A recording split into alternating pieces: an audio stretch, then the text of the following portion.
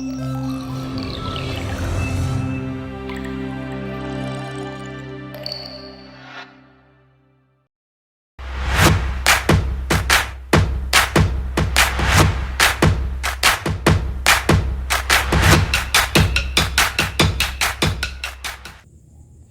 llamo Aisel, mi apellido Arnaldo. Yo soy una Filipina, 21 años. Soy hija única. Yo vivo en Barangay Tagdon, Barcelona, Sorsogon. Durante mi tiempo libre, me gusta pintar. Paulo Coelho dijo una vez que perseguir tu sueño es como aprender un idioma extranjero. Cometerás errores, pero al final llegarás allí.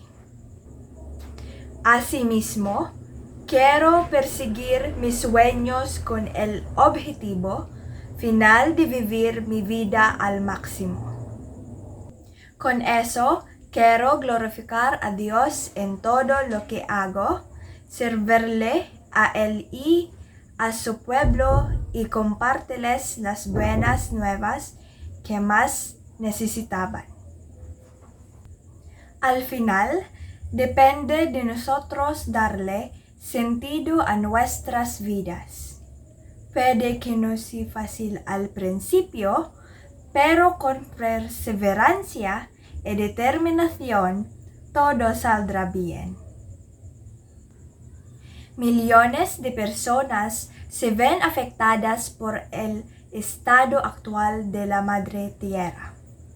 Todos los días, en todo el mundo, personas sufren calor extremo, inundaciones, extracción de aire y océano, terremotos, tifones y muchos más. La mala gestión de residuos y la falta de disciplina son una de las causas número 1 de la contaminación marina. Las inundaciones son un evento recurrente debido a la tala y minería ilegal. Los electrodomésticos que contienen CFC provocan el agotamiento de la capa de ozono, provocando un calentamiento global que luego resulta en el cambio climático.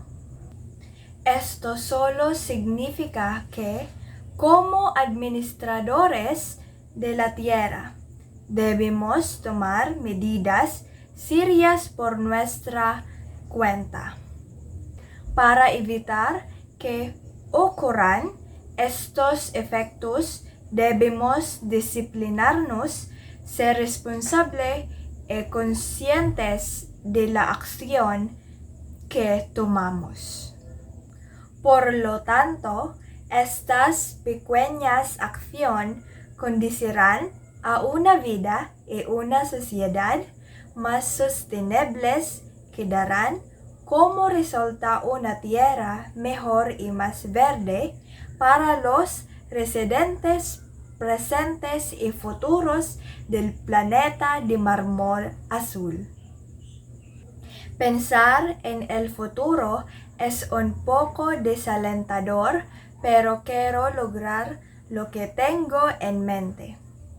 En 5 años, me veo disfrutando del trabajo que más deseo, que pude viajar a los lugares que mi corazón desea. Y sobre todo, encontrar el propósito que está dentro de mí todo el tiempo.